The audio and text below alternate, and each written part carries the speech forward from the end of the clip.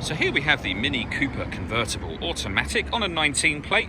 I'm going to start off by showing you around the outside of the car, and then we'll hop in and run through some controls on the inside. But from the outside you can see that it's a two-door car with alloy wheels. Let's start off inside the boot and then we'll work our way around the rest of the car from there. So as we approach the back of the car, you'll notice there are reversing sensors. The tailgate on this car opens downwards. With it being a convertible, obviously there's not as much boot space as you would have in a regular hatchback, but still surprisingly large, in fact. And with the 50-50 split folding rear seat, you can increase that space even further. Working our way back round to the front of the car, we'll hop in after we've done that and run through some controls. But now that we've done a full circle of it, you can see that it's in fantastic condition the whole way round.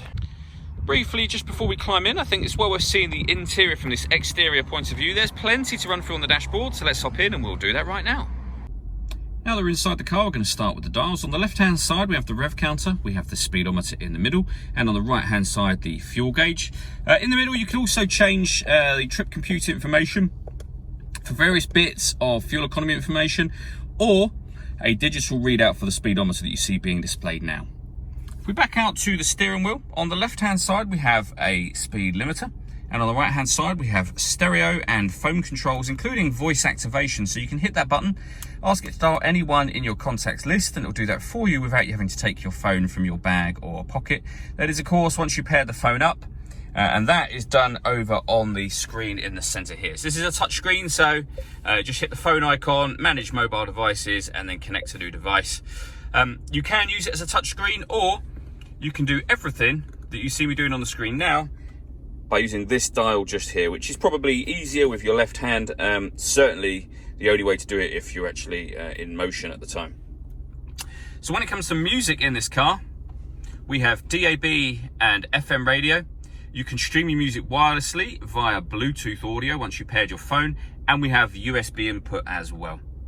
This car's got satellite navigation. There's a full video showing exactly how this works on both our website and on our Facebook page, which are well worth checking out if you have the time. Working our way down, we have the air conditioning, so you can determine the direction of the air, the temperature, the fan speed. Air conditioning is on when that light shows, so off or back on again. You can recirculate the air that's in the car. That's a great way of heating it up or cooling it down quickly, depending on the temperature you set on this dial here, of course. And that's your rear heated screen. That will go out once the screen is fully heated. Below that, we have these three buttons here. Starting from the right, this one turns off the traction control.